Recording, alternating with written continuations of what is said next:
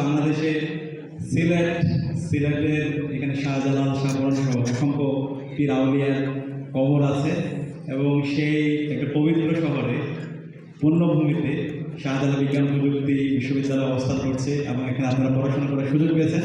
এটা একটা বিশাল ব্লেসিং, এটা আপনারা ফিল করেন কিনা? আমার আজকে সকালে আসার পরে, কালকে অনেক ক্লান্ত ছিলাম, সকালে যখন আসছি এই সিলেট শহরে ঢোকার সাথে সাথে আমার মনটা প্রশান্ত হয়ে গেছে।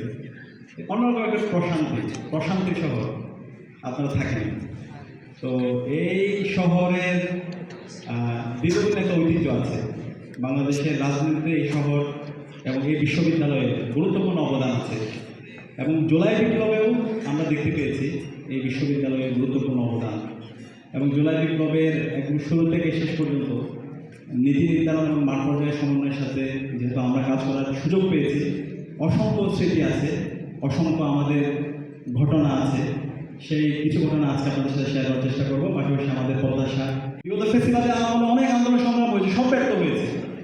আপনাদের ইগো, আপনাদের অতিমাত্রায় অন্যের উপর ডিপেন্ডেন্স, এই কারণে আন্দোলন ব্যর্থ হয়েছে নিজেদের মধ্যে ফ্র্যাকশনের কারণে।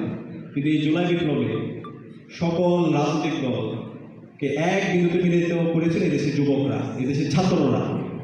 এখানে সবাই প্রত্যেকের পরিচয় ভুলে গিয়ে কমন করলে একত্রিত হয়েছিল। আমাদের শহীদরা আমাদেরকে রাস্তা দেখিয়েছে। যখন ইন্টারনেট ব্ল্যাক আউট ছিল, কারফিউ জারি ছিল, তখন বাংলাদেশের মুক্তিকামী ছাত্র জনতা তারা রাস্তায় নেমে পড়েছিল। তারা সবাই একসাথে স্লোগান দিয়েছিল, দিল্লি না ঢাকা, ঢাকা ঢাকা, গোলামি না আজাদি, আজাদি আজাদি, নারে তাকবীর, আল্লাহু আকবার।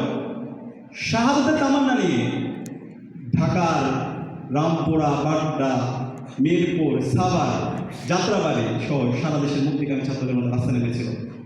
আমার যারা হিজাব আমাদের হিজাব, নন হিজাব, মডার্ন সবাই সেদিন রাস্তা নেমেছিল, সবাই এক বিন্দুতে। এবং সেদিন আমরা দেখতে পেয়েছি পরবর্তীতে 30শে জুলাই বাংলাদেশের রাজশাহী বিশ্ববিদ্যালয় গেটে শিক্ষক শিক্ষার্থীরা এবং মহানগরের শিক্ষার্থীরা সেদিন একত্রিত হয়ে তারা প্রতিবাদ করেছিল।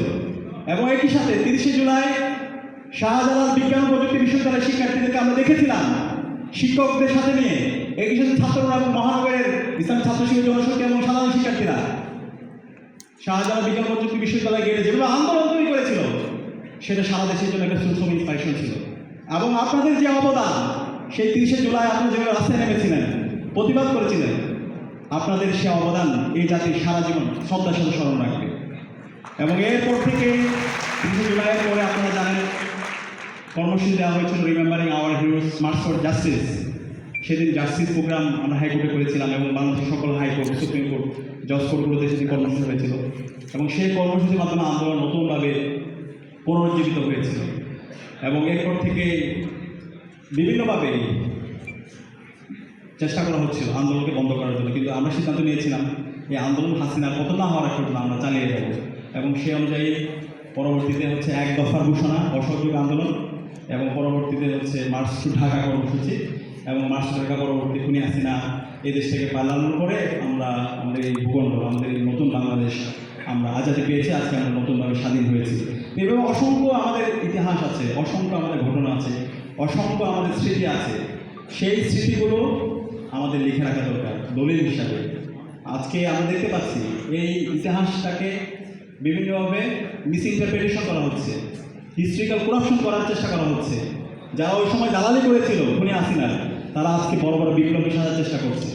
তো সেই কারণে এটা আমাদের ইতিহাসের দায়িত্ব থেকে পরবর্তী প্রজন্মের জন্য আমাদেরকে জুলাইয়ের স্মৃতিগুলো আমাদের লিখে যেতে হবে। আপনারা কি পারবেন ইনশাআল্লাহ? আমি সবাইকে অনুরোধ করবো সেগুলো লিখে রাখার জন্য। একই সাথে জুলাইয়ের প্রতিটি দিনে আমাদের হাজারো স্মৃতি, অথবা আমি দুনিয়ার নেতৃত্ব থেকে আমার মূল মাস্টার থেকে আমি দূরে সরে যাই। তো দুইটার সমন্বয় হইতে হবে। দুইটার সমন্বয় যখন হবে তখন আপনি হেয়ার অ্যান্ড হেয়ার আপনি দুই জায়গায় আপনার সাকসেস হবে। আপনার একই সাথে ইনফ্লুয়েন্সিয়াল ক্যারিয়ারও লাগবে, আপনার একই সাথে ইনফ্লুয়েন্সিয়াল ক্যারেক্টারও লাগবে। এই দুইটার সমন্বয় যেন আমরা করতে পারি, আল্লাহ পাক সুবহানাহু ওয়া তাআলা আমাদেরকে সেই তৌফিক দান করুক। আপনাদের এখানে যারা আছেন, আমাদের বাংলাদেশ প্রশ্নে, এই জুলাইয়ের প্রশ্নে, জুলাইয়ের শহীদদের প্রশ্নে আমাদেরকে এক হইতে হবে এবং জুলাইয়ের স্মৃতি এটা পরবর্তী প্রজন্মের কাছে ছড়িয়ে দেওয়ার জন্য আমাদের লেখনী, আমাদের বক্তৃতা, আমাদের অ্যাক্টিভিজমের মাধ্যমে আমাদের কাজ জারি রাখতে হবে।